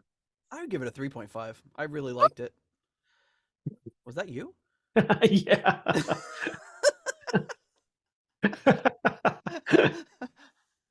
I think your Zoom cut out. Maybe we'll hear it on the final episode, the audio episode here. But I just heard this little meep, like you stepped on a mouse or something. I did. You stepped on the mouse by giving it a high rating. I did. I stepped. That's what we should call it whenever we give something too high a rating, or we think the other one does. You just stepped on the mouse. I thought it was beautiful. I thought it was really Yeah. cool and short. I think it would have worked much better to tie up an album that had more of a like, I think you had this brief or this sort of sketch work with the album cover of what the concept of the album would be. You had a couple of flashes. To me it seems like a concept album that just didn't get off the ground. You know what I mean? Yeah. They had the Demon Driver thing they were trying to do. This reprised it, and it's in the right context if that had kind of tied everything together. But then, of course, you throw in this, you know, a Stevie Wonder cover on an album that's supposed, you know, that has this kind of mystical, this mystical thread going through it, both in presentation and in songwriting and all that. Very odd to throw in the cover, even though I thought it was a great cover and I loved it.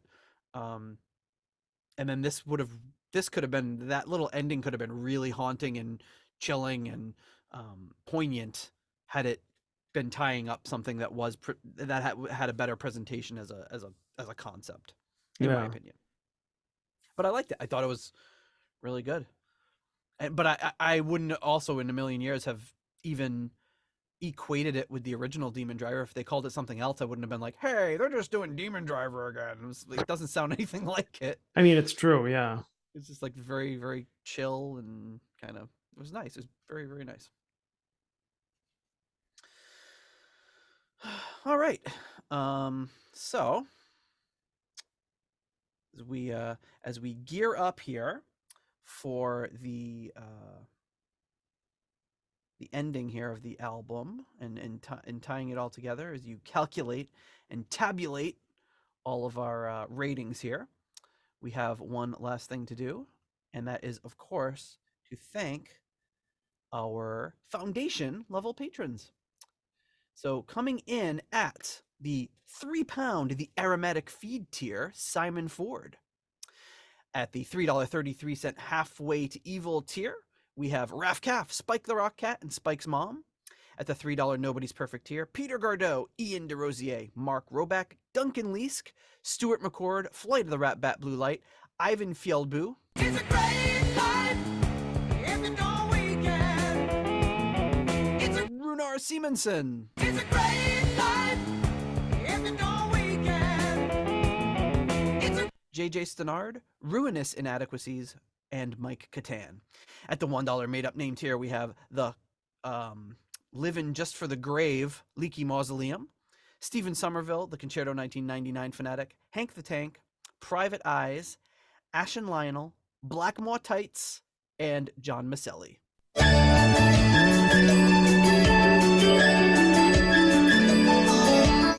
I'm shaking.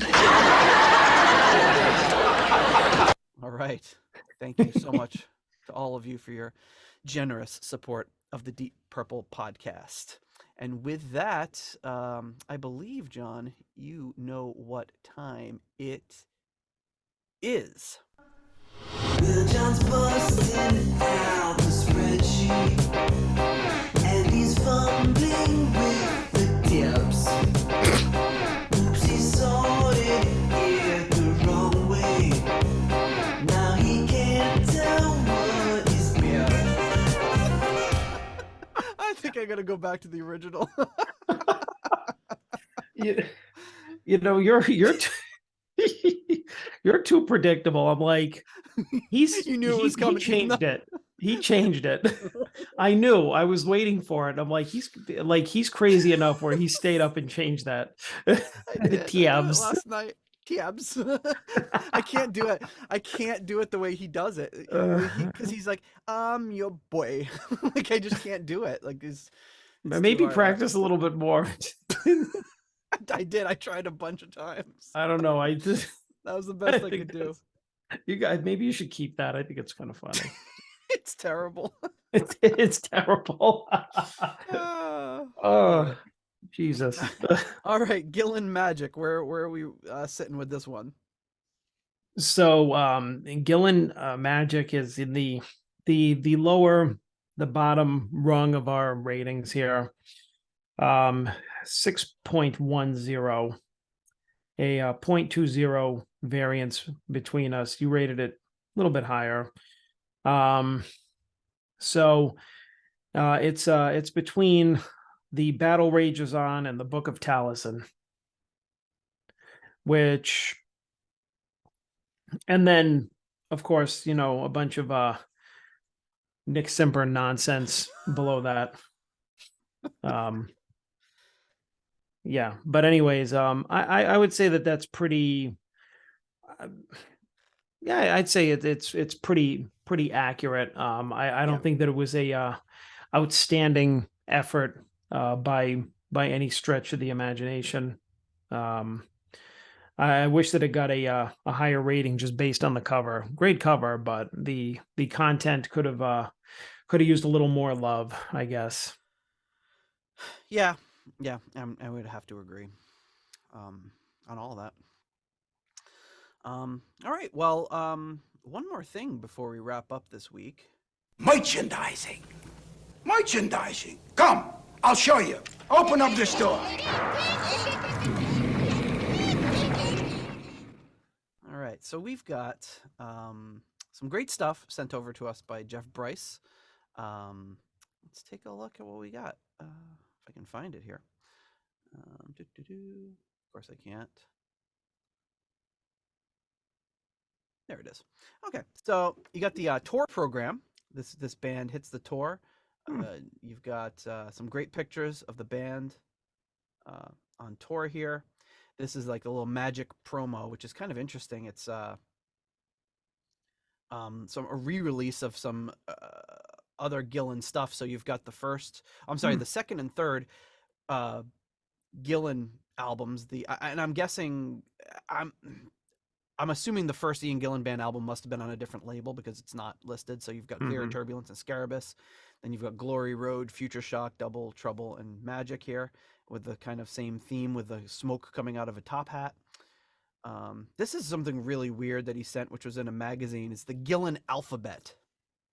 And maybe I'll just put a link to this in the show notes. But A is for air turbulence, perfectly clear. B is for Bernie, though he's no longer here. And it just goes on through the alphabet.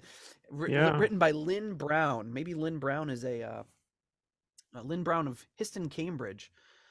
Lynn, if you're a listener to the show, write in and let us know if you wrote this. I like the picture of Gillan because he's like, the look on his face is just kind of like, fuck you looking at. He looks like he's saying like Gillan alphabet, really. But this is a mega fan that would have write this. M is for McCoy. John plays what he means. N is for new, the age or Orleans. Yeah. There you go. Somebody in love with Gillan that wrote that. Got some articles here from Kerrang. Great. I love that picture of the band. It's like perfect. You've got John McCoy with the mustache that's like waxed out to the sides, and he's wearing like a jacket that looks like Jackson Pollock. got a hold of it. Colin Towns looks like he sounds with the skinny tie and the No, thin really, sunglasses. if you cut out the Gillan, if you cut out the two guys on the side and just do the three guys in the middle, you'd be like, oh, okay, it's Duran Duran or something, like Well, I some think new if you wave band. If you took out Gears, Underwood, and Gillan and just left McCoy and Towns, it would look like some sort of weird German like electronic duo.